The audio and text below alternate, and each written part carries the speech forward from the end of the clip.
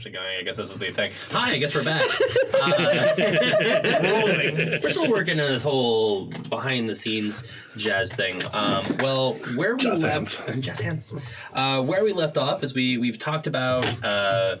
a little bit of the, bullet points for history leading up to the formation of this. We were currently sort of like mildly role-playing through the council of people, engineers, politicians, coming together, figuring out what this colony ship is going to look like. We've already figured out destination, etc. We've talked about some other pieces that, whether we get into on camera right now or not, I will certainly detail very well when we get into our first episode. But we've got our colony ship, and we're in the midst of gaming that out before we head on to new topics. So what I've got for us so far is that we're looking at keeping redundancies a lot in the ship, both biologically as well as mechanically and artificially intelligently. I'm going to go with that. There's going to be digital food from this sort of interesting philosophical perspective. I've got, obviously, physical food, maybe like 2,000-ish physical bodies on the ship, whether they are all occupied or not at the same time, but 2,000 souls, consciousness. 2,000 souls awake. No, I was thinking awake. 2,000 souls awake, maintaining the ship. And then we have... How many backups? In reality, like backup physical bodies, and how many just people who came along as consciousnesses alone, maybe? I would say probably like 10. So about I like a 5 redundancy kind of level for biologics. Does that sound good? Yeah. 10,000. I mean, 10,000. So there's 8,000 currently at any given time who are non-physically present, whose bodies are on the ship. Yeah. Yeah. Mm-hmm. Okay. But who are in this virtual world existing. Cool. I like that. So 10,000 total. And I'm going to use these numbers roughly, right? But like order of magnitude. And those exist in roughly 5, perhaps like pods, villages, etc. of like spires for food growing, their own specialties, etc. for whatever. I'm trying to think like families, how big you're going to have to build this thing, and like what the actual physical mechanics are, and like once like doing a lot of these details will give me specifics for what I want to play with in terms of like, oh, we have that many people, what would that look like? So this is what I'm looking for in terms of broad strokes, and then I'm going to use my knowledge and a little bit of math to figure out like, is this something that has a half-mile diameter or something crazy? What if we do something cool, like anybody who... It's not cool. Anybody who wanted to just have their consciousness brought along without the like promise of a body immediately when they get there, but eventually, like the promise of an eventual body on the new planet. Like, well, and I was thinking that their consciousness downloaded, you would have a library. You could have like a library of like anybody, like basically like you could just be like as many people as are willing to like have there's no like set in stone date for when you're getting a body back, and there's not a body for you right now, but if you want to take this chance, you can download your consciousness. So what I want to bring up with that, and I like this a lot, what I want to bring up with that is twofold. So one, what happens to their bodies perhaps like back on Earth, like what's that plan, or who knows what. I'm just kind of it kind of depends on the people. If people who like are sick or hold on a second. But 2, there's going to be limited resources on the ship, right? Mm-hmm. So even like this virtual world, right? But consciousness, and this is something that this is as close to hand wavy as we're going to get right now too. I don't know how many terabytes of consciousness will take up, right? Like that kind of idea. So like what would be functional storage for consciousness on the ship? And there's a level, right, connected to our power output, which is going to be limited, right? We have a limited amount of, we can pick up fuel and resources along the way, but we are also wary about too much power drain, right? If we lose people along the way, etc. Like I just want you to be aware of these things. Like I love this idea, certainly because it's like we don't necessarily need 10,000 bodies. Like, you can be unplugged. Well, exactly. I just want to say, like, what would be like the processing capability of the ship? How many people could it possibly hold? What do we plan for? Who actually goes along? I want to have that's a great discussion right now to kick us back in. It's the cortical stack. The cortical stacks are small.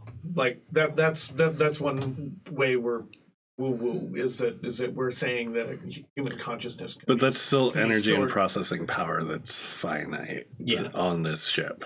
I'm gonna say so unless they can be powered down and not lose the consciousness. Nope, they cannot. Okay. That answers my question. Yeah.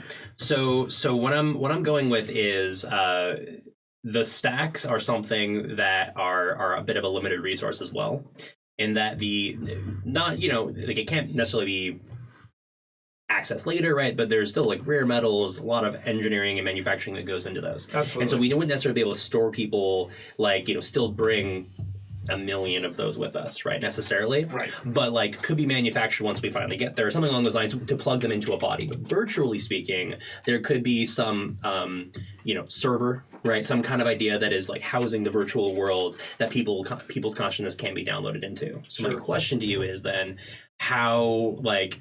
What do we plan for? So think as an engineer, what do we plan for in terms of capacity, and what could and how much leeway? So when they say 2,000 pounds can fit on an elevator, they really mean like 2,500, right? Or there's some leeway to be like, it's not the moment you hit that it fails. Like that's a terrible thing to say and put up on the label.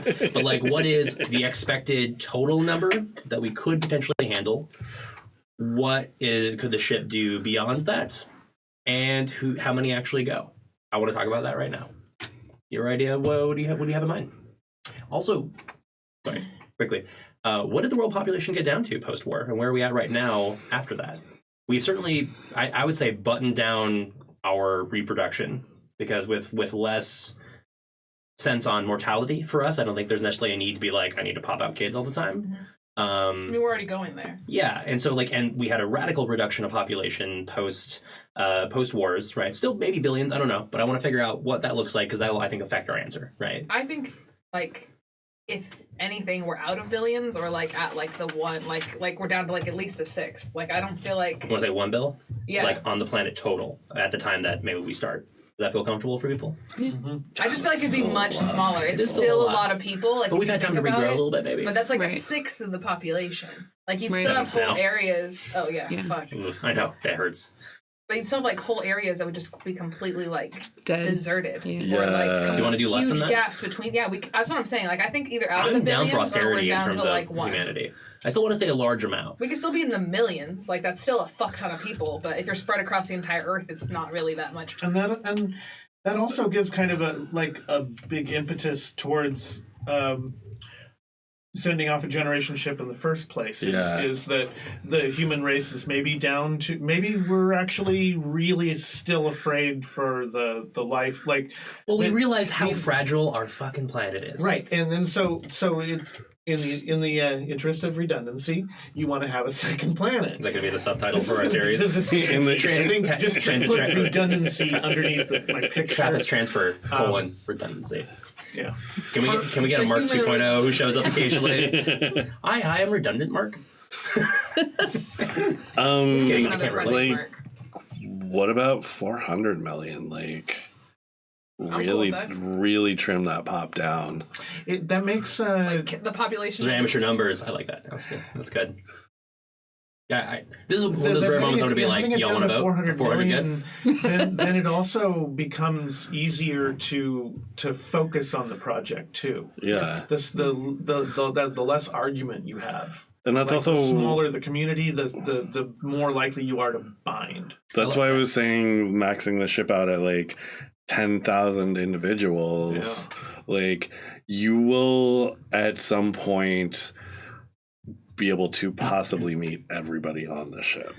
Yeah. Also, so keep this in mind too, with the ability of epigenetics and the transhumanist, right? You can be anything you need to be. You can be anything society needs you to be. You can engineer yourself. You can train yourself. And so it's not like we need a vast population to fill all these niches. You can be more versatile. I need to show up on the ship. Yeah. And especially if you're living for so long. Yeah. Probably our lifetimes are a lot, if we're not, like you're saying, functionally immortal, but with epigenetics, maybe, if we can really nail that down and turn off the biological clock, so your cells keep reproducing. We haven't found how long we live now anymore. We're still waiting. I would for say people to die. a single sleeve still has some levels of aging limitations. There's some things we haven't been able to completely do, but you can clone yourself, right? Some elements of that. Right. So here's what I'm going to add as an additional limitation. So I'm going to say, unless there's any other arguments or cool pieces, 400 million is the population. Yeah, sure. I like that. 400 million. So then we're bringing 10,000-ish. What is the potential capacity of the ship? And try to be as practical with this as possible. I know this is a practical, what does that mean? But because also keep in mind, people are going to want copies of their consciousnesses as backup. So it's not just your straight consciousness, but if something happens to you, right, that you have some other backup that can be downloaded into a new sleeve or maintain your consciousness so you do not real death. You do not die.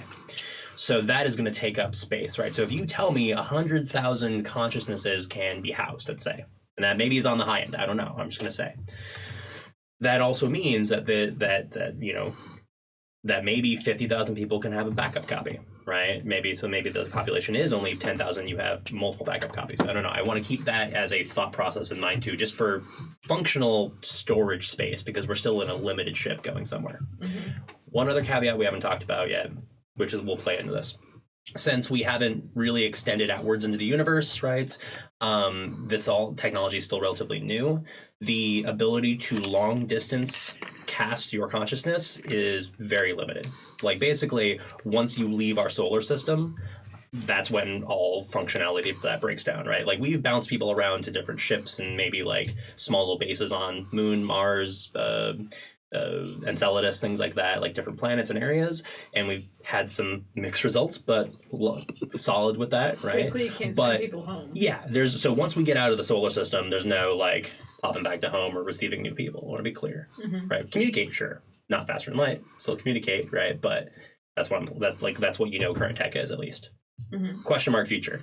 Currently, that's what we got, right? It's still like cell service gets spotty past Neptune. Just to be clear. What if we're all just copies? The whole ship is just copies. People who stayed on Earth.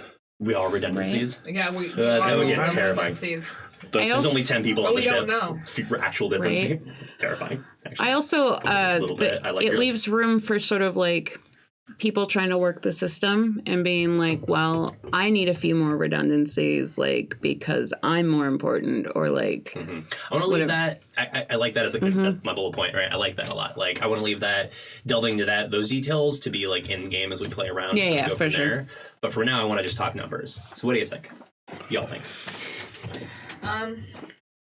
Numbers are abstract.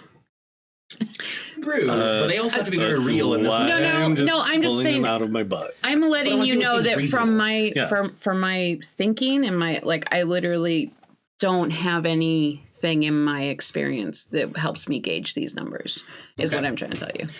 Gotcha. And actually, I talk about this as a teacher of astronomy all the time because we start dealing with numbers like it breaks down. Like I can imagine 10,000, right? But 100,000, I have no concept of really what that means viscerally. Right. Yeah. Mm-hmm. So, well, like a billion seconds ago was what, 1988? Yeah. So. Yeah. Yeah, I bet it's about 33 years. So so now I'm going to throw out a number then, and we can discuss it. I feel with how I want to play like the importance and vast complexity that a consciousness is, I want to say that somewhere like we can like comfortably plan for something like 100,000. I think that seems on a level of redundancy and the fact that this technology is still new. That's what the engineers feel comfortable with in terms of what we can hold.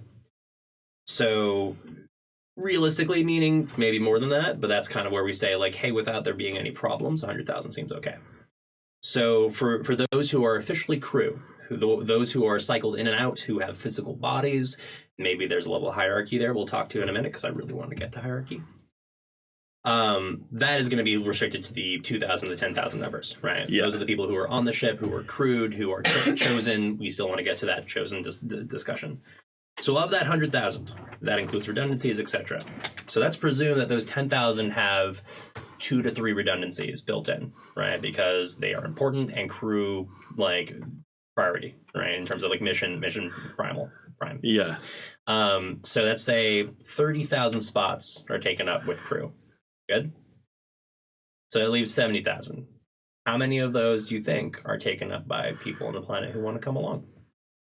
With a questionable, you will get a body upon arrival or years after we have infrastructure. I feel like if that's it, it should be like, why would they have redundancy? Yeah, I don't think people that are just consciousnesses that's also part of what you sign up for. You get one. Yeah, you get one. You get one. Yeah. So that'd be like 70,000 people. And do we fill up all those numbers? Is that everybody? Well, it's like kind of like. Want to go? Does everybody want to go? Yeah. And I think that they wouldn't. Like that's what I was initially thinking when you were talking about the main planet numbers. Is you're absolutely going to get people who are like, cool, we wrecked it here, but still not ready to go. Like, I'm still gonna, like, you know, Earth is our home. Earth is where we come from. On the flip side, you'll have people who will either just want to send a redundancy just to, like, or just, like, oh, sure, yeah. Like, leave. Send a copy. Right? Yeah, well, like, and if we're not having children, then that's how that would almost be like having a child. So here's what I'm going to say. So unless there's a good part. I'll hear everything. I feel like we should also save out some of those 70,000 spots for if crew have children. Because, like, if let's say 50,000 set aside for crew, period. 50,000 total, right? Because it's also going to be, like, not impossible, but somewhat frowned upon for, like, children in transit. Yeah. Not taboo, but because of resource limitations, are going to be pieces. But I like 50,000 for things that come up, for flexibility. So then there's 50,000 spots, 50K crew, 50K open up to it. And here's what I want to do. Evie, you're going to have a special place in this role playing moment because you get to roll the first die for us. Okay. So I want you to grab a D4, which is underneath the stream deck box. I can see right there in that little. There we go, D4. So don't roll it yet. Can I use? Or use your own? Yeah, that's fine. Yeah. So hold on to it for a second, and I'm going to explain why. Okay. So as much as I 100% agree, I think people are going to be frightened and insular a little bit. Like, hey, I just want to work on home, and I think there's going to be a lot of contention with that. There are going to be people who do want to be like send copies. Perhaps, although that's still somewhat frowned upon, having too many versions of people and copies of people. But since this is kind of a new scenario, people are okay, like, maybe doing that. But I think there's always going to be a portion of the population that have that desire to get the fuck away from the rest of us, or to go out on the frontier, right? Like those who were the first, like the the explorers, the first gold miners who just being like, I'm going to go that way. No one's ever been out that way. I'm going to go fight a grizzly. I don't know. There's going to be that contingent of population that is like. And I think this is a genetic piece, an evolutionary element hangover of like that desire to spread. And I think there's going to be that chunk of the population that's going to be like, yeah, sign me up. So, and I don't think that's represented by this D4 times 10,000, and that's how many of that 50,000 are going to be taken. So Let's see. You don't think that arguably within 400 million people, 50,000 is a decent number for 100 people? It's 4. It's a lot. There you go. There you go. Yeah. With some room. 40,000. Yeah. Right. So that means that there are 10,000 empty slots theoretically. But you also, like... No redundancies for them. Keep that in mind. Yeah. There are still empty spots for crew and other pieces, or redundancies or copies. But I feel like a lot of that empty spot is also going to be taken up by, like... system processing power, like that's totally fine. That is separate. I'm gonna say that this is a consciousness element that's piece. There's definitely there's all that stuff for sure, but like that is handling only taking 70,000 slots right now, theoretically. Between you said 2 to 3 no, the crew would be 30,000 with like 50 for like the total space for the crew, right? And then if we only have 40,000, so that's like 30 is just not being used. Yes, because we got the 20,000 for the crew that could be kids / plus minuses, and we've got like 10 unused currently. So we're about 60,000 of like actual souls on the ship. Let's say. I don't know if we want to actually use terminology of souls, consciousnesses. Let's do that. It's just like a quicker word, but ghosts. Doesn't sit with me perfectly yet. Maybe I don't know. Let's think about terminology down the line. I'm okay with it, but want to play with it. Cool. I like this. So then let's go back to the quickly to the selection process. I want to do like a quick 5-minute, like what are some traits, some things for the crew in particular, and this could have some impact on y'all. What process, right? Petitions. What do you think? Social media campaigns. Everybody has a level of equity, which I want to know what equity looks like in this case. Right. I feel like it has to be like a certain level of marketing yourself. Like, this is why I'm useful. Like this is what I'm bringing to the table. Like a pick me type thing. And you would have all different kinds of that. Like it would be a certain amount of like, I know things, or mental stability, or like we were talking about earlier, survivability, and like being able to do multiple things, right? Like, being able to demonstrate neuroplasticity. And like not just like childhood neuroplasticity, but long-term neuroplasticity. Like, you've switched careers 4 times and excelled, like, and under duress. Yeah. Or is there going to be like a panel? I was actually going to say there should be some sort of panel of like like an unbiased panel almost that's deciding that. You know, like, how about humanity? We've got 400 million people who can all jack into the net and talk. Like everybody gets like one vote. Everybody like, has a vote. Who gets like who's got talent, but like to get on the ship. Oh my god, like America's Got Talent. Yeah. Thing. Seriously. Honestly, I mean, if we progress to a society where we've got this instantaneous information transfer, these virtual realities, just you make your case to the masses, like, hey, humanity, this is why I want to do this thing. And if enough people vote for you. Or you could even, I mean, at that point, you could also be like, hey, humanity, I just want you to let you know this human. I think this human needs to go. Like endorse other people. Yeah, absolutely. So here's what I'm going to say. And this is not gospel necessarily. I'm down to flex. What if the 50,000... the 10 who are crew and the 40 who are back, like, or in their, you know, the remaining pods, that was the number of people who wanted to go. Because we're still talking about not everybody wants to do this, right? Mm-hmm. But of those, the 10,000 were chosen. What do you think? And the 40,000 were like, okay, we're not a crew spot, but we at least get to go along as like a, I wanted to like do already this. like a narrower pool, like of the 50,000 people, Yeah. like yes, take me. 10,000 were like, okay, you're gonna be the crew, and the other 40 are like, you can still go, but you have to sign this waiver, and you're gonna be just a consciousness. Mm-hmm.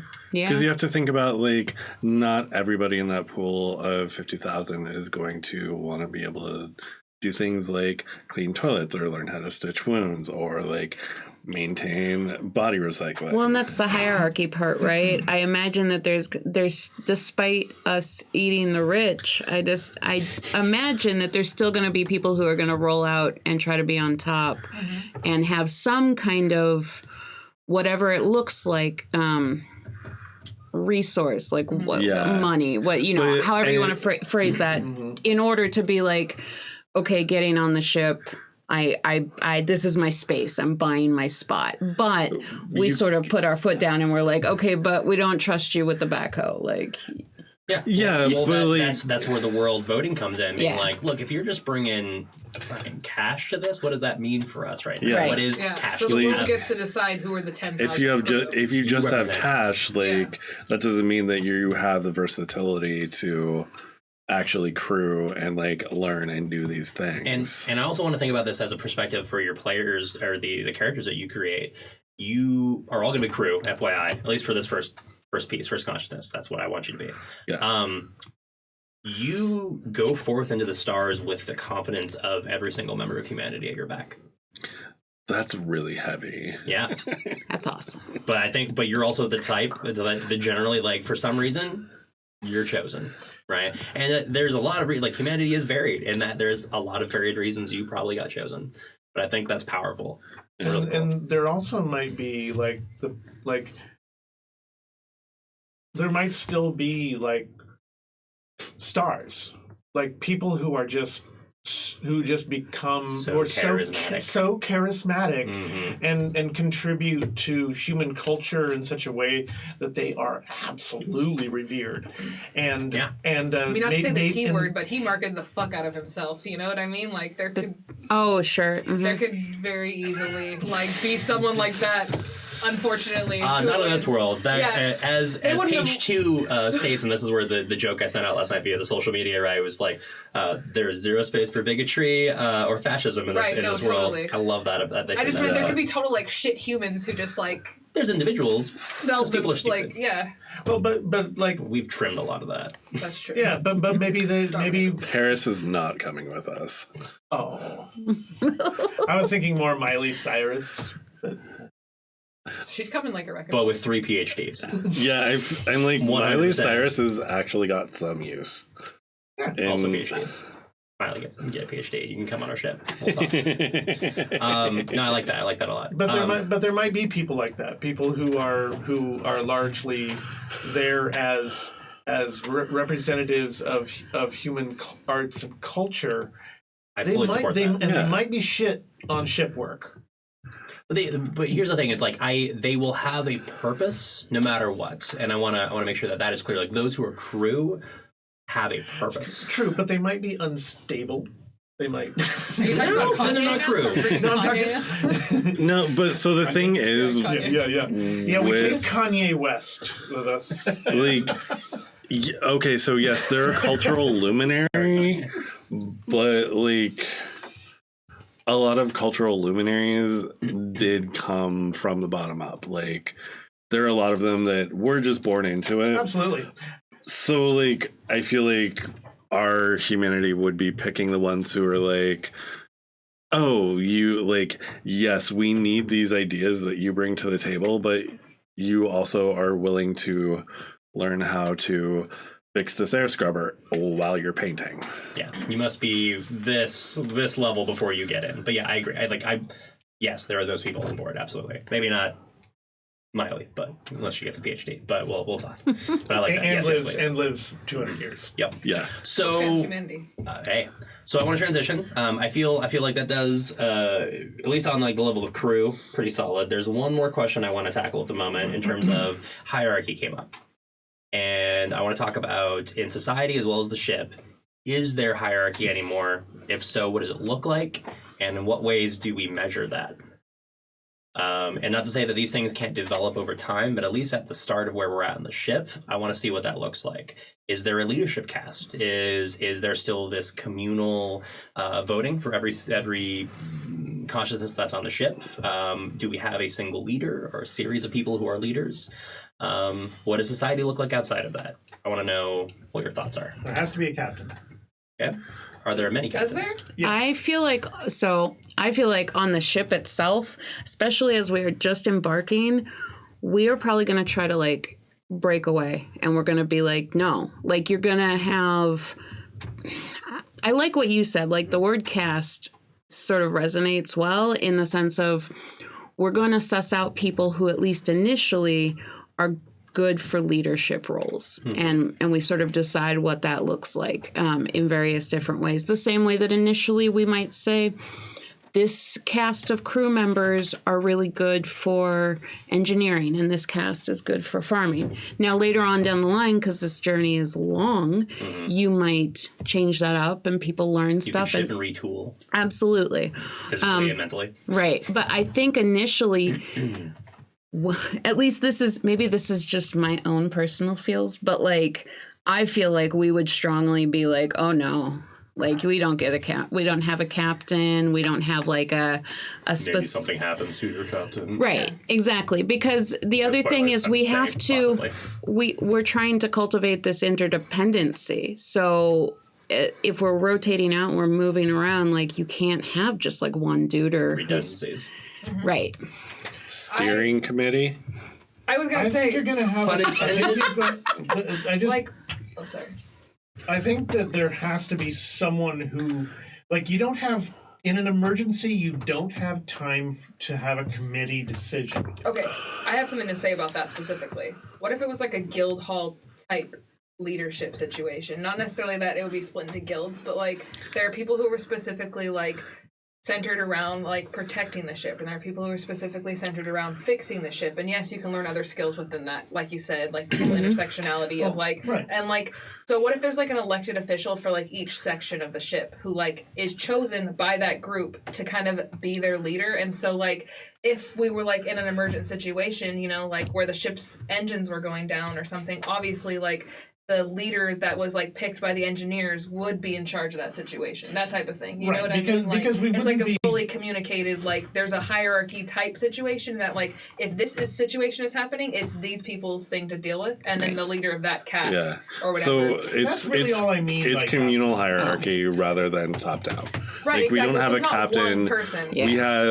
We have, like I said, a steering committee who is like, okay, when we get hit by a meteor storm, you're fucking in charge. Yeah, because you're like, that's what I mean. I don't need I don't need that absolute hierarchy like military. But if this is your field, you get say on it. Right. Yeah. Exactly. Yeah. And you're also 100% responsible. So and honestly, we might run into complications with that. Also, we might need to steer hard when we encounter something that we didn't expect to be there.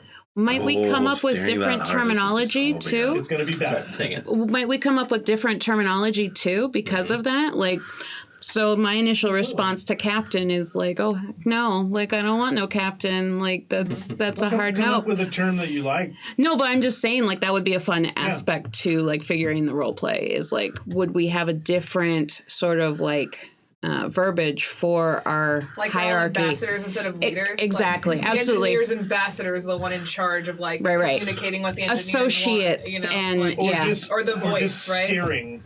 So I've heard it in a couple different contexts, but I really like the term first among equals. Yeah. So it's a shifting role. Yeah, so like we could just call them first. Yeah. Ooh. Like first engineer, like that type of thing. Yeah. I mean, doesn't. It's the person who makes the call. Yeah, I like that. So, but like if there's a like pandemic, we're not going to call upon the first engineer. We'll call upon first med. Right. Exactly. Unless first med dies and then first engineer. Exactly. Or second med. You never know. Yeah, things transition. Oh, yeah, there's going to be a lot. There's going to be lots of everything. There's redundancies, but there's still like a rotating hierarchical list in terms of like you're the one who makes the decision right now. And I would imagine that the people who knew mechanical engineering would also probably know physical engineering pretty well too, and could like run a clone tank if he had to, or they had to. It's applicable. They might look weird for a minute. I'll tool it in. It'll be fine. I like this. This gives me stuff again to jump off the seats, kind of play with. I like it. Something I would like to roll past you and see what you think. Like I mentioned, AIs are going to be somewhat limited. There's going to be a lot of like tool-based AIs, right? Be like, open the door. Cool. Right. That's what you do. Yeah. But in terms of something that is more towards the sentient side, I would like at least, and not to say there are not more, but I would like one that may be the ship itself. Something that is like collating data from all the different sections. We can discuss later how influential it is, if it has a particular consciousness or personality or representation of it. But I would like the ship itself to be a bit of a character in some way. And I'm going to leave that open to you to maybe figure out how that starts, and then I will take it from there. Can I ask a question? Yeah, 100%. Can it be one of those things that like develops over time? Like we're not fully aware that's the idea. like full like sentience of our ship until like it starts to do things for us that like it's thinking on its own, and we're kind of like, oh shit, and we find out a way to communicate with it. That's part of the idea. I'm going to say that we're going in with it with the idea that it has at least some limited level. It might be like more advanced, like one of the more advanced ones, because we're putting all of our tech into the ship, right? Mm-hmm. Yeah. And so it's designed to be like, we need something that is, it's not necessarily something that we've given carte blanche right off the bat to be like, you run the things, we'll just begin the ship, right? But like it is something that we've designed to grow and think and expand, because we're running into the unknown. We have never done this ship trip before. There is so much in between here and there that we can't expect. And we need something to help us collate data, to combine the pieces, to talk between, like, amongst the firsts, to at least be like something that we can reference and say, hey, what's going on over here, right? That's at least the beginning. But that sounds like good ideas on that. Well, and I think through the ship's evolution of full sentience, it would become part of the steering committee and one of the firsts, because you have one AI, it's gonna spawn others, and then you have that first. I'm gonna say there's limitations on spawning others for now, right? Like in a sense of like maybe it's not known that can happen, or just it's put limitations on it, like because we've had a lot of media over the last several centuries that have freaked us out about AI dominance, right? We've attempted to restrict the singularity as much as possible, but not to say it's not gonna happen. I also feel like... I'm not saying... No, I know what you're saying. We would also be pulling... We would be pulling our resources to make the most top-of-the-line ship. So I also imagine that the AI that we put into it is going to be of a similar nature, and that ultimately it would evolve in some fashion over time. Absolutely. Well, and like what I was saying while we were on break, if dreamers and people who are crew who are taking care of the ship are interacting with ship systems through the mesh, like that is going to help bring it to consciousness faster. Yeah, it's gonna lead in. We'll talk about that later. Before we're gonna have one more transition here in a minute because we're almost done, at least to a point where I feel comfortable talking about the ship. I want to describe outside to a few of you. I described this already, like based on what you've discussed and what I've thought of. We're gonna have a massive internal space inside the ship, right? There's one huge rotating drum, layers and decks outside of that, perhaps, but like there's a lot of living space on the interior to that. Running through the core along the central axis is going to be basically where a lot of the fusion core reaction is going to be channeled through. So there's going to be functionally sunlight through this sort of like column in the very center of the ship, running through to that main space. There will be these pods that you've discussed, where like groups of 400 to 500 people running what I imagine these spires that were nanotech grown out of the edge of the barrel in towards the center, but not grown immediately. That's the long-term goal. Is once we have transitioned off of acceleration to rotational, then nanotech kicks in to grow the stuff up based upon I forget it right now, but this will all come up later. The sort of biological component, like the sort of like fractal golden rule, right, of like leaves of plants, like that. I forget the angle that comes out of it. It's yes, Fibonacci, but there's a particular angle that comes out of Fibonacci, right, when we talk about that. So like, you know, how plants grow particular leaves to maximize the solar energy output of that. Also, as these things rotate, creating a day-night cycle, right? So this is sort of like the internal space, and I'll give you details as we get into it, but I want you to visualize the ship for now. So this is what we've got. I like it. We've got food in terms of things that we're growing, things that we can maybe 3D print through some of our technology. There's some limitations, because really what we're working with is energy limitations, right? Like it's a big ship, but we're still going to have the limitation on energy, especially as we are bringing a bunch of people and consciousnesses outside of it with us, right? So there's all these other pieces that goes into making sure that the meat sacks can effectively survive when they are out and about. And that takes a lot, right? And we're going to run into a lot that we don't expect. But I like this as at least a basis for our ship. Is there anything else we need to consider right now? Question. Yeah.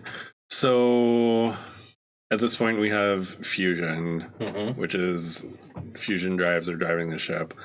I'm assuming some sort of ram scoopy thing for picking up hydrogen. Excellent question. We plan on, definitely so we're not going directly at Trappist. We're making a few gravitational assists around some stars along the way that I will discuss. So we're making this sort of kind of ping-pongy to both scoop through nebula to pick up raw materials. But we want to minimize that because of, again, unknown, like, you know, rogue planets, things that we don't expect, or cloud, like what's going to be like passing through that, right? We're aware that there are going to be things that we won't see until we're next to it. So we do plan on refueling in those ways along the path. So my question is, how feasible is passive photovoltaic in interstellar space? Low. Basically, assume it's not happening. Okay. I mean, even out by Neptune, right? The amount of power we'd be getting from the sun would be minuscule. I mean, it's an inverse square law. So, like, a solar panel on Mars is going to be, 4 times less powerful in terms of like efficiency than what we have here. And that's rough numbers. Sorry, you can check me later, community. So, getting out into interstellar space, no. Yeah. Basically, we're carrying our energy with us. We're dependent on our drive. Mm-hmm. I have a question. I don't know if this is going to sound stupid, but there's a lot of people on this ship, right? Mm-hmm. Is there like a way to convert like kinetic energy, like not necessarily, I'm not saying we can like fly a ship with it, but to like help power like different systems in the ship? Like some kind of like weird like rotating schedule thing where everybody has to like help. That is real minor amount of energy you can pull out of that. It's not super efficient. Like I've looked into those things for sure.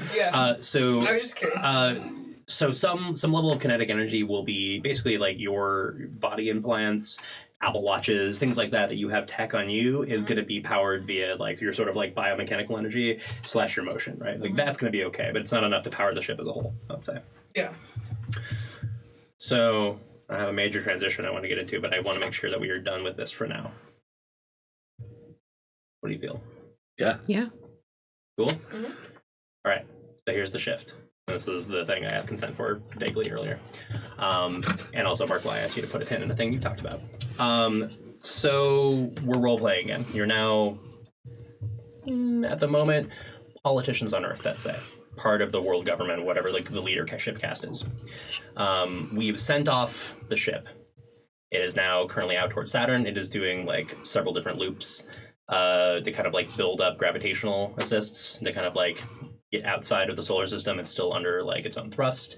All the things that you have put into it is there, and more I'm sure that we haven't thought about yet that I will add in later, but we've got the ship. It's happening. Everybody's excited. It's the biggest thing that's been on the news. At this point, it's been maybe like 2 years-ish on its trip. It's got good acceleration. It's slingshot. It's come back by Earth once or twice, and it's been like big media sensations where you can see like this like massive sort of almost comet-like thing streak across the sky over the course of a few weeks until it heads back out by Jupiter, comes through. So now it's on Saturn. It's going to come back through the solar system one more time before it's gone. News drops sort of unexpectedly from like, one of you, I don't know, gets a phone call. And there's some event and I'm leaving this up to everybody because I want to talk about this as brainstorming. The Earth is screwed in about 1 to 2 weeks. Solar flare, asteroid strike, something along those lines. Our worst fears that we were talking about in terms of all of our eggs in one basket is 100% true, and we cannot avoid it. That ship is our last ship, the only ship for humanity going out of the solar system. Everything we just put into that ship is all it has. We can maybe transmit consciousnesses out there. What do we do knowing that all our eggs are in that basket?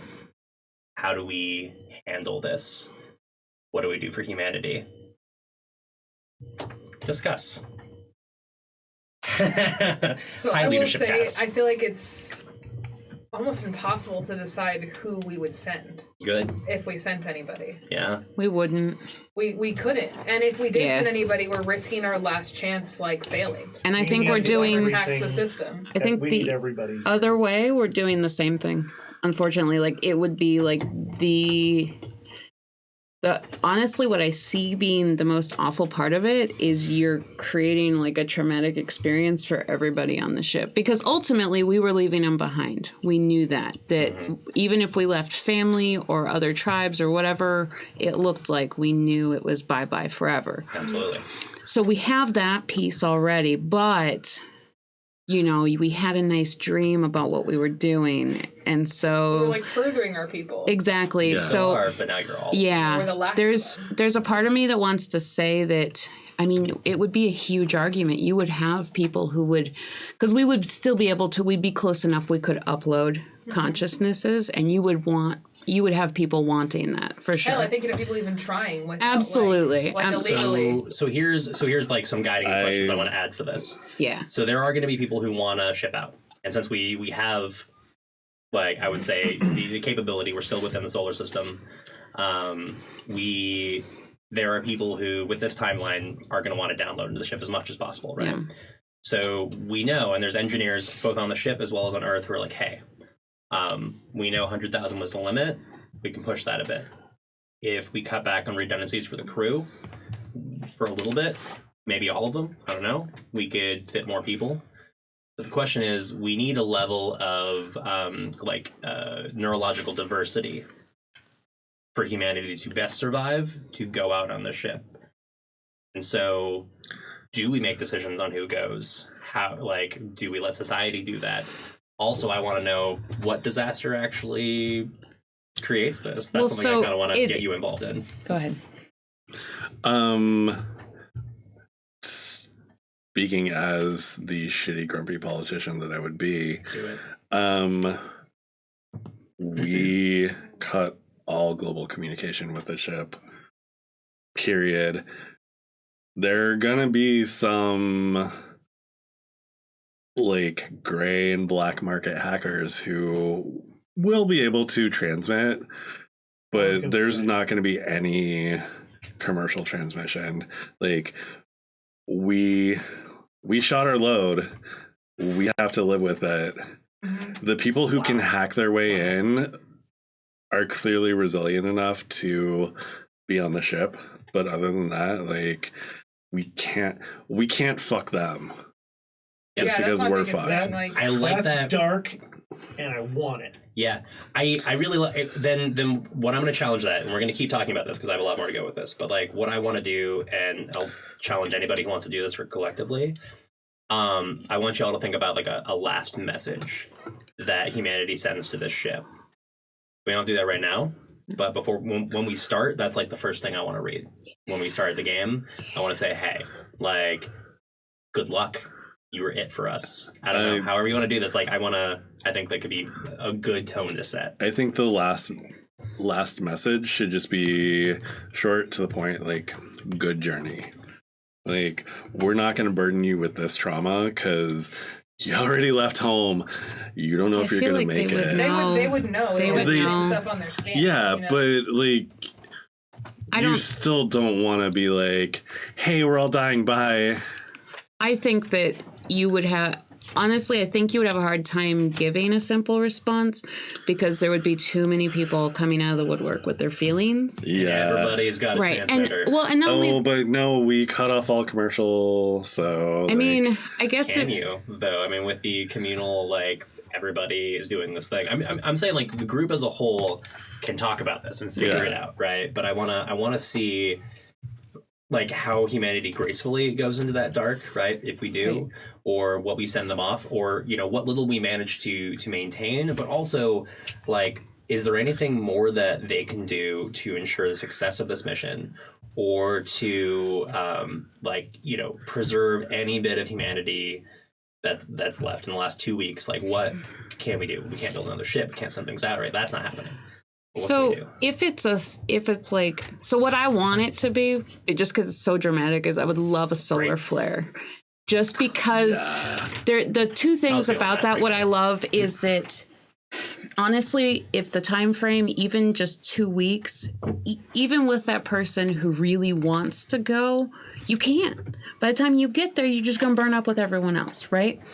So that, I just want it to be that a lot. So I'm put that out there. And then alternatively, if it is that, the things I think initially is there are definitely going to be people who are going to want to, like, put together, like, basically time capsules that they don't know if it's going to work. They don't know if, like, Earth is just going to, like, splinter out into a million pieces, although they probably would know. They might know. Or if it's just going to, like, scorch it. But, like, I just imagine people wanting to put together some kind of, like, thing to preserve. Yeah. When you said that, it kind of made me think of, like, the transmission that we sent out, like, back in, like, the 70s or 80s or whatever. Like, what if it was something like their version of these time capsules are like, yes, like, we understand that this, like what if they just send, like, slap together, like, shuttle pods, essentially, to where we're supposed to be going, right? Like, they're not going to get there when we get there. They might not get there for, like, a millennia after we get there, but they're theoretically, if they make it, they like are just, like, launching these time capsules towards it. Right. Yeah. And art, family history, like, all of that stuff. Yeah, there's nothing that's capable, like, no consciousness will survive that trip, right? Like, no power source will keep them going. But, like, you can send artifacts. Information and artifacts can go, right? Like, definitely. And I think, like, it'll be like weird shipwreck type level shit, just, like, washing up on our shores, like, way down the road if we make it to this planet, right? Oh, so, that's, like, gonna fuck with people when Oh, I'm sorry, are you guys talking about not spreading that trauma? Steady dole out of trauma over the next several millennia. Yeah. But, like, if it only, like, if it's scattershot and it only gets there, like, imagine every couple hundred years. And it might not even get there, but then the stuff that would, can you just, sorry. No, nothing about I was just going to say, can you just, like, imagine the type of stuff that, like, I don't even know, like, what did people think it was worth saving? You know, like, somebody's baby blanket or somebody's, like, pictures. Or imagine deep space archaeology as a thing that comes up to us eventually. Yes, right. Also, you're like, no, that's where I was going. Yes, that's already what I was thinking of. You can have your thing, as much as I'm against it, because, like, what if you did have, like, it would be so phenomenally, like, heart-wrenching but awesome. You have that politician, that trash pile who decides that they know best for everybody, and they're like, I'm cutting it, and they just, like, cut all the communication, and everybody's like, I know. And, like, I was actually channeling Christina Avasarala because she totally would be like, no, this, like, I wish I could do the voice. No, screw that. Fuck them. Right? Yeah. But the way that the people would, like, express themselves, because they couldn't not. I mean, they're in their last days, were these capsules. Like, these explosions of, like, whatever. Well, and that's why, like, I'm not objecting to, like, hackers uploading to the Yeah. Like, I'm not objecting to like everybody getting together and being like, we're sending every single space-worthy engine we have at Trappist with all of our shit. Yeah, right. That Natch, that's what I was thinking too, was that they would just start, even if it took forever. And anything that could theoretically help this ship later down the road, like in people's minds, like whatever they think could be useful later, like is getting just like shot towards us. Yeah. Like farming Probably manuals. a lot of really unhelpful stuff Books, too. Right. knowledge, like Well, and that varies widely between people, because one person's going to be like, well, they need to know about seeds. Another person's like, if you don't have art, you don't live, right? And they're going to like be sending poetry. they're like sending Van Gogh at us. Like, I mean, I'm liking that there's going to be some level of like, it's going to be too much, right? Yeah. So it literally like this. I'm almost imagining this, if you can visualize this, a collective scream, and I don't want you to visualize this as a thing of horror, right? Like, but a collective scream of just like all of these overlapping voices being like, broadcast. This is who we are. Yeah. Like this shockwave of humanity coming out from Earth, right? And all of these ways of people wanting to be helpful, but it comes together as white noise. And I'm not to say that it can't be untangled, but that itself is going to be this immense field of quantum mechanics and probability to also you untangle would get different signals space from it. echoes. Yeah, it's Ghosts. intriguing. Oh, I love it. I'm glad you guys like. So this is, I'm just I mean, stuff are you guys we? suggesting. I was talking about sending physical data, not like, are we going to be could do sending laser data? You can do both. It's here's the thing: the laser data. I mean, laser directed. It's not going to get it's going to get there faster than we will, so it'll be lost. But like, doesn't mean that there can't be this shockwave that goes out that falls off towards background noise very quickly. Yeah. But maybe it's like, I know I'm screaming at the ocean, but it doesn't mean that I don't. Right? It doesn't mean it doesn't help. Yeah. Right. And maybe if we had sensitive enough equipment, right, that we eventually pick up an echo of that ocean. Right. I don't know. I'm just saying I scream at the ocean a lot. Hopefully that analogy helped out. But it's Mark, you're saying something. Oh no, this is actually something that I just want to talk to you about. But like, not right now. Yeah. Later. Okay, gotcha. Secrets. the catastrophic event though. We still haven't nailed that down. And we're talking about solar flare, and I like the My Solar vote's flare. for solar Easy. flare. Yeah. Well, I Easy. mean, easy question mark. Yeah. So here's the thing. So it's 200 years in the future, which means our helioseismology, the things that we've done to kind of study the surface of the sun, we've learned enough to be able to predict. But solar flares are still very unpredictable for us. But 200 years from now, some of the download from the squid people maybe gave us some better predictive pieces for the sun. We were watching some spot that has been exceptionally active, right? And it takes, depending on the flare, right, 2 days for it to reach us once it's finally been emitted. But maybe we've seen like that it's coming, right? And it's going to be of a class that not only is going to literally just like sterilize, electronically speaking, the planet, which is for the level of technology and the way that we have based things, right? I would say, and this is me kind of playing around with the ideas we've discussed. Maybe our entire population of that 400 million, maybe not all of them have physical bodies anymore. Maybe we are also in this virtual world, but it's going to obliterate that, right? This electromagnetic pulse that's going to come from this flare is going to destroy things. And to give you scientific background for this, back in the 1800s, I don't have a specific date in mind right now. I want to say 1850 something, question mark, plus minus 20 years. There was a solar flare that was so massive, and it hit. And that's the piece for this one too. Its polarity was such that our magnetic field couldn't handle it, right? If the polarities are flipped right, it'll kind of deflect part of it. But if it matches up with the polarity of our magnetic field, then it collapses it in, and a lot of these particles fall into our atmosphere. So this one in 1850 created such an electromagnetic effect that telegraph wires, the only electrical infrastructure we had at the time, created such discharge along the wires that it burnt down several telegraph stations from a solar flare. I remember about that. So many other things happened, right? And there's recent ones too in localized area where like it took out a power grid in Canada, right? When that wasn't terribly even large. That was a few years ago. So like there's precedent for these things this big that on a level where we have an electronically like dependent culture, where there's even consciousnesses, right, that are part of this, right? It could just fry us, let alone also additional effects for the environment. I'm not going to say it's necessarily going to like blow up the planet. Ask. Like, are humans gone or is the planet gone? I'm going to say the planet's still going to be there, but I don't think it's going to support human life anymore, right? That is kind of the consensus at the very least. But will support like plant life or like animal life at any? There's going to be a mass extinction event. Okay. Like we don't. I mean, they don't plan on humans because they're so high up in the chain to survive. I mean, if it's that massively fucking with all of the electronics, like our brains are electric, so it's even tied into the cortical stacks now, right? Like we don't really know what this is going to do to that level, is our right? ship going to get out of range in time? So since it's currently out by Saturn, and it's going to come back through near Earth in the next few months, right? It's okay now, right? That we will get a bit of the burst, right? But polar flares are very directional. It's not really going to be pointed at the ship, and I mean Saturn is, math my head now, 10-ish times further out from the sun than Earth is, and so it's not a problem. Okay, cool. We'll record it, but it's not going to be. It'll like, look real pretty. Yeah, it's not gonna toast us.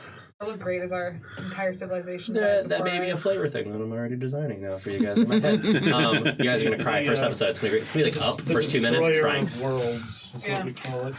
First episode, good time. Shiva. Yeah, ooh, I like this. Thanks for destroying the Earth with me in our pregame. It's exciting. You guys like this? Does this work out okay? Yeah. I always love it when. I like how we saved the Earth and then made it dope, and then Zero we chapter, destroyed it. Yeah, So that's how it works. Cool. We're like, yes, eat the rich. The Earth is great now. Fuck it up. Yeah, which We why I didn't wanted to do destroy this because I it. wanted to invest you guys. Entropy destroyed it. Y'all folks. I wanted to invest the folks like in what we were doing, and then also make sure you got a ship that was really designed for colony travel, and now there's this new load on it. Because spoiler alert, I mean, whether you shut down communications or not, hackers, etc., consciousnesses have been downloaded to your ship. You know that's just going to happen. Yeah. Let's hope for transhumanity. And there's going to be probably more than you'd want, more than you expect. So you've got resource managers. Yeah, to deal with. because a good hacker is going to be like, pay me, because money's going to matter when the world ends, but like, pay me and I'll transmit you. I mean, maybe that sets up a level of hierarchy, right? Like, they're going and they're bringing a retinue with them, right? Yeah. Like, So, good question is, I mean, I don't know where we want to go from here. To deal with, like, So, yeah. Yes. So what I want to think about is, so let's presume that we have taken on way more people than expected, intentionally or unintentionally, a combination of both, I imagine. Yeah. Right. And I'm gonna leave that open for now because I'm in the next few weeks before we actually play. I'm gonna have questions for you, especially after our next session where we do like a little character building before I go off on my trip.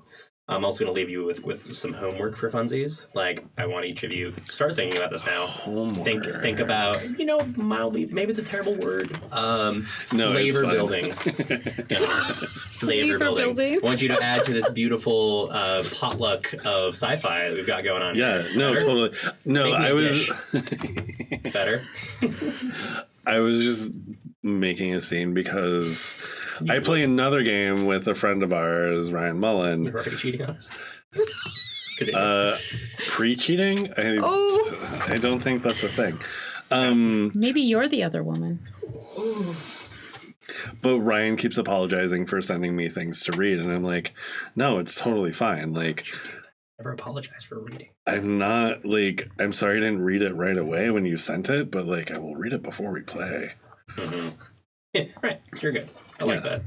So yeah, it's not homework. I'm just giving you shit. Yeah. So things like I want you thinking about some of the messages that might be sent outwards, not just the Earth's last transmission, but also like individual ones. Since you guys y'all brought that up, like I want to think about that. I think it'd be really interesting. Some of the things that we may or may never actually run into on the ship, but like just for flavor, as Earth is dying, I want to tribute that a little bit. Think about what people would send out. Especially on the society, right? Like, it's going to help us define, I think, the society, like what people think they want to have live on after them. Because real death is now suddenly like a thing that people like are being faced with within 2 weeks when they thought that they had functional immortality. That's heavy. Like I said, it's really heavy. I want you to think about also, speaking of trauma, but also things that are maybe empowering, right? Like as crew members, both either for your own character or for other people or just people who are on the ship, like as consciousnesses, right? Like how does the weight of being the only members of humanity fall on them? What does that do? we'll play around with this, right? Like these are some of the larger plot themes, but there's a lot of other stuff is going to come up. I'm really excited. I'm almost worried about like a regression in like we'll become sentimental.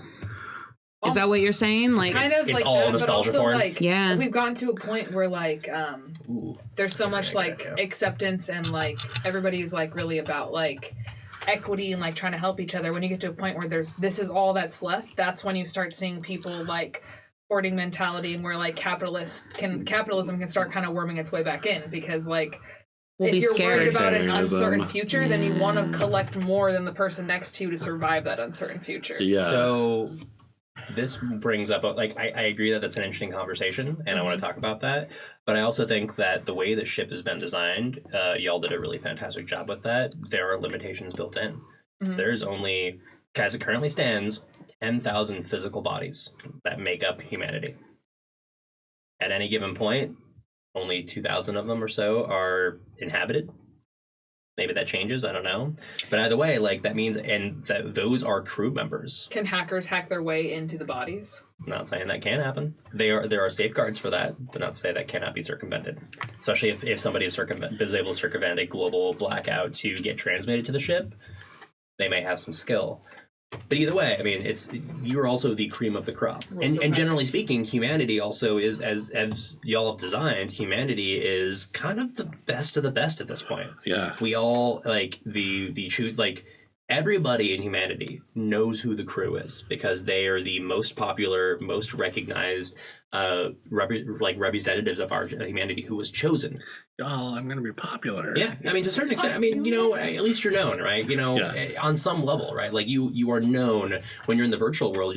If you look anything or somehow, whatever that means, you know, connect that, like you might be recognized. Your ID, your avatar ID, whatever might be recognized, and we'll talk about that. I feel like this will also trigger people to want to procreate. However, they thought they might be chill to just chill, they might suddenly get those human feelings of like needing to procreate.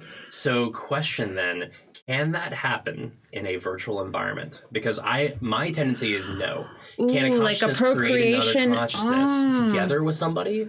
Or do you need like a biological seed to somehow, like, we don't know how to, we can store consciousness, but we don't know how to create a new one. But alternatively, like, could you potentially, just real quick, could you potentially birth something from two consciousnesses that we don't necessarily recognize as like a complete soul, but is separate? I'm going to say not right away. We don't know how to do that because this is new. Right. But like there's going to be a drive, maybe. I like that. Yeah. I was going to say, like, what if you can't create like an entirely new consciousness, but it's more like Steven Universe, like fusion. That's where you right. can, like, where it's not like necessarily like, oh, these two consciousnesses like came together and now there's a third new consciousness. It's more like these two consciousnesses came together and like they have gotten like so close and so like intertwined that they have become like a collective consciousness. And so like there's something new, they've created a new consciousness, but like they're not. But you then lose the two originals. Exactly. Right. So then it's like, you know, Garnet. Like you're fucking making Garnets everywhere. We're just gonna do Steven's Universe in space. Is that cool with you? I mean, it is in space. I was gonna bring that up with sci-fi earlier, but y'all, technically everything's space. So yeah, we have. What's about space? Yeah. Spaceship called Earth. And maybe that's maybe that has something. Like maybe that's kind of meshed in a weird way with the way that the AIs are behaving on being exposed to all the human consciousness. Like, could you be? Maybe what you would essentially do is create the two of you imprint upon an AI that's working in the system, and kind of like through a weird.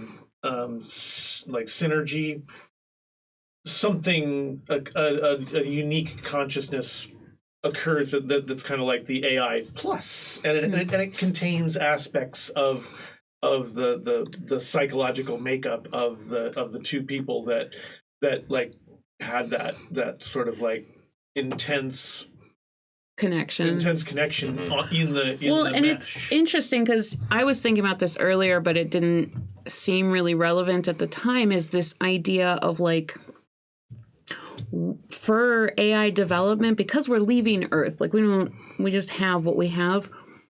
are there going to be engineers who are like, hey, maybe we need like not actual consciousness or souls or whatever we call them, but like, do we just need chunks of it?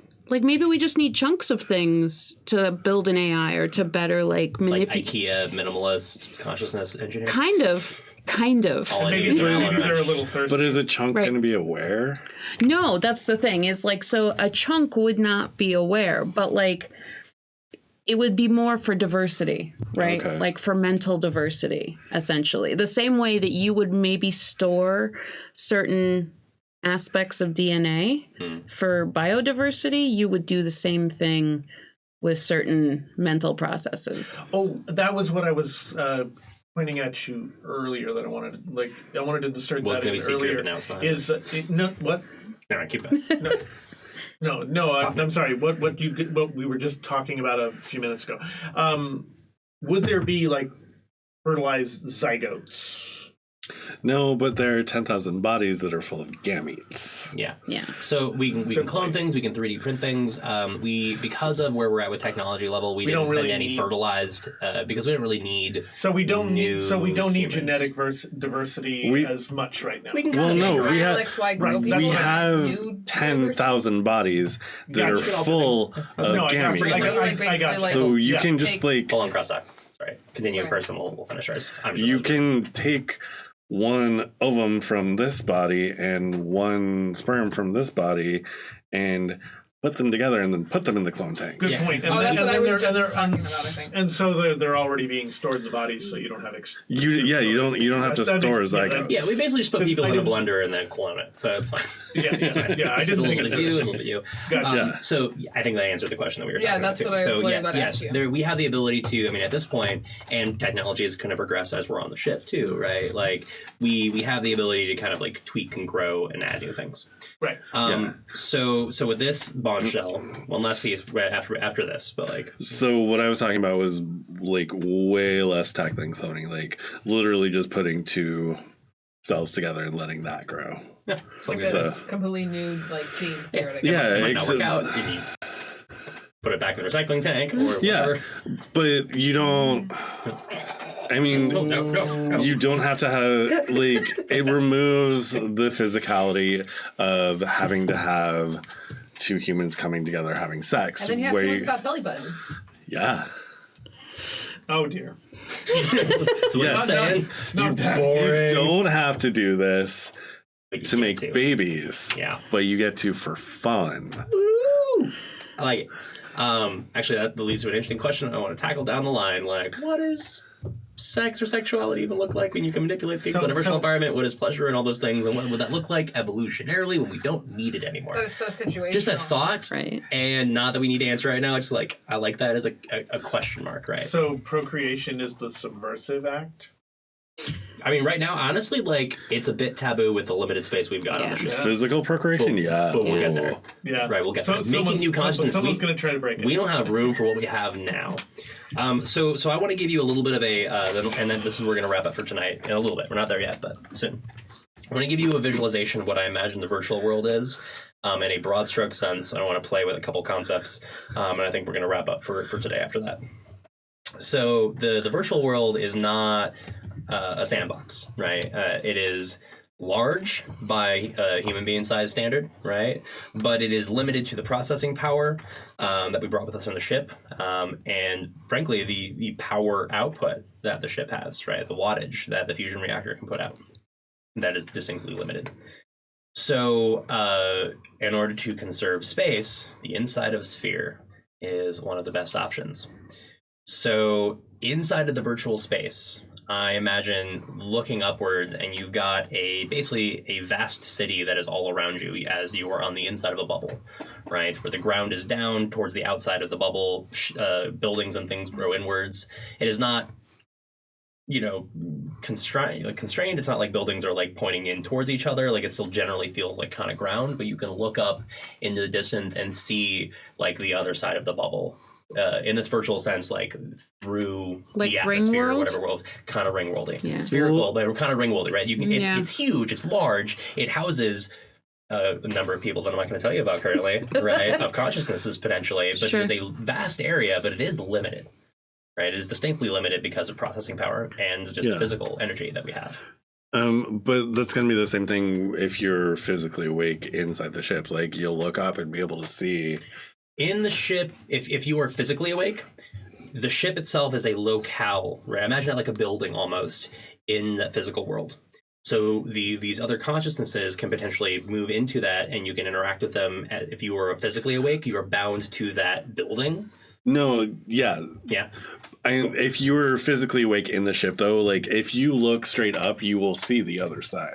So it's something Of that... the ship itself. Yeah. Okay. It's something that people are already used to. Yeah, there's a level of, like, certainly of symmetry that I kind of plan for, right? And that it's, cylindrical versus spherical, so there's a level of comfort, discomfort for sure, because it's, like, traumatic for certain members. Holy crap, this building's going to fall on me. Yeah, right? There's adjustment periods, etc. But we are in this limited space in terms of the VR world, right? Yeah. And there are pockets to that, right? Different buildings, places that you can walk into where maybe things operate differently, or there's different environments. It is a virtual world and gives me a playground and you a playground to potentially screw with. So I guess that leads to the question of, like, who dictates that playground? Is it in the moment? Is it just for me? Like, do I just get dropped in the sandbox and I, run around and, like, do the things? Or instead, have we built a VR with sort of basic outlines? Like, sure, people do have their free will. We wouldn't take that from them. The AIs make sure that you're safe. Yep. I would say... And that you know what you need to know in order to be safe. That's not so much what I'm worried about, as much as I'm worried, not even worried, but, like, what I'm asking more is, like, what does the structure look like? Can someone who maybe has been working for a long time gets dropped into the virtual reality and is like, oh, it'd be real nice if I could sleep and do GTA for about 20 years, right? Like, can they do that? Is that allowed? Yeah, because they could rent an apartment in a building. Which is just a smaller virtual space. Yeah. I would basically say you have and this is in a way like your current state, right? You have your data allotment. Is how I would say, right? Like, that is your energy. Yeah, your energy, your data allotment. Like, we are literally parcel. We want to talk about how we went from numbers as an abstract. We are now very real, and I can bring up some of those numbers down the line, and I'll play with that. And there are also, and as the system starts getting overtaxed. Try not to get too deep down the rabbit hole in terms of, like, thinking about some plot stuff, but give me some bullet points. I have some ideas. I just want to, like, play with, like, the practicality of what that would look like. I feel like we're going to overclock that CPU no matter what. We're starting overclocked. I want to be clear. Right. Yeah. We're running hot. Well, you said resources are limited. This is a way in which they could be limited. Is that maybe there's like certain, like, you might find that where is if you're in the virtual space and then suddenly it seems like it's gotten smaller on you and like, so you ask the AI, why is it what, like, it seems like I feel a little claustrophobic in here, like, your data allotment has been ship's needs dictate bandwidth is restricted at this time, like until your VR VR sphere is shrinking or expanding, or maybe it just doesn't render things quite as fast as it used to, and then like, why is this, like, just something like that. I thought of a similar thing for working meat sacks, which was essentially that you, like, because of the way that we're growing food and doing the food thing, is that you would potentially, maybe depending on needs of the ship and energy, maybe one day a week you get, like, processed steak dinner or whatever, but then you get cubes or, like, whatever, like your basic, your human kibble. Especially, so here's the thing I imagine, like, and I want you to be in this mindset in terms of, like, scarcity, right? Is, like, the ship was planned to be super comfortable, especially for the meat sacks, right? And, like, we're growing our food, we've got these replication needs, etc. Suddenly our power requirements are radically different. And so it's like, well, we've got the ability to handle austerity, but, where do we make our cuts? Right? Yeah. Is it from the luxury steak every night? Eat the rich. Also, I want you to think about, how Sorry, I'm trying to. This may be like a GM trap where I like how much stuff do I actually say and like think about. But I'm bouncing around these ideas with you live, right? So we'll see how it goes. Most of humanity at this point is going to be exclusively virtual. Physical world becomes the exception. That's intriguing to me. I'm gonna play around for sure, and absolutely. I want you to think about possible ramifications, right? In a sense of like NPCs, right? How NPCs might make it. I'm gonna have you y'all like help me with that. Think about like different factions and people that come up, right? Different philosophies that come out based upon we now exist in this world that is different, radically different than who we are. Also, we are really changing humanity. Hit me. So, have you read Snow Crash? Yes. Yeah. The Deliberator. That's still that opening is still my favorite. Yeah. Seriously. But so like Snow Crash, the virtual world it's a globe.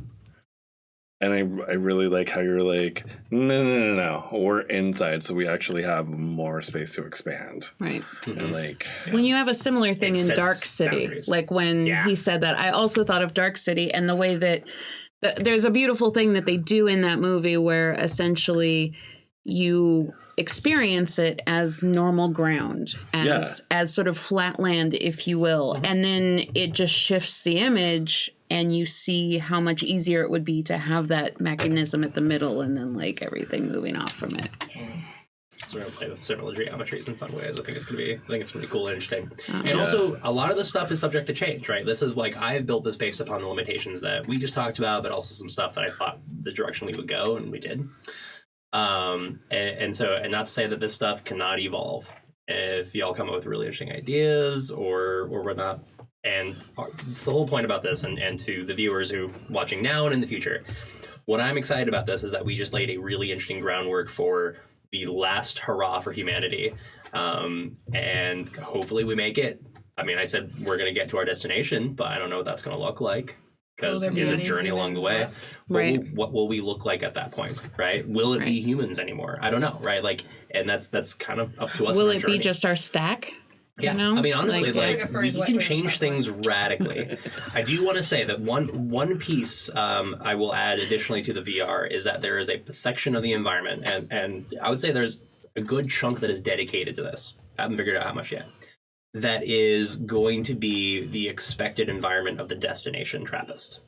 And I'll talk about which particular planet, because the idea was originally for this virtual world is for those who are at least not physical, or for the crew elements, kind of start simulating what it'd be like to set up the colony and kind of train people in advance for what this will look like.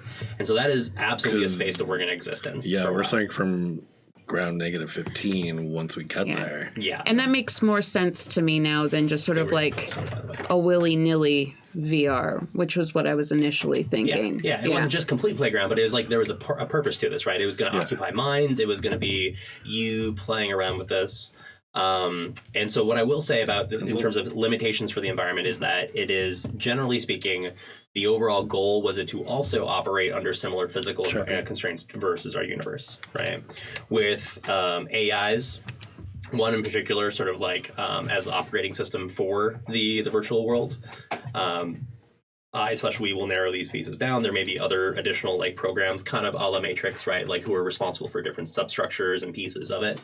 We get to meet Mr. Smith. Yeah, a little bit, maybe something along those lines. But there is going to be rules for the environment to help. Like the idea was to try and simulate like this place that we're going to, and so it's going to be as real as possible to a certain extent, right? So it's not going to feel like I can jump 500 feet in the air without enhancements.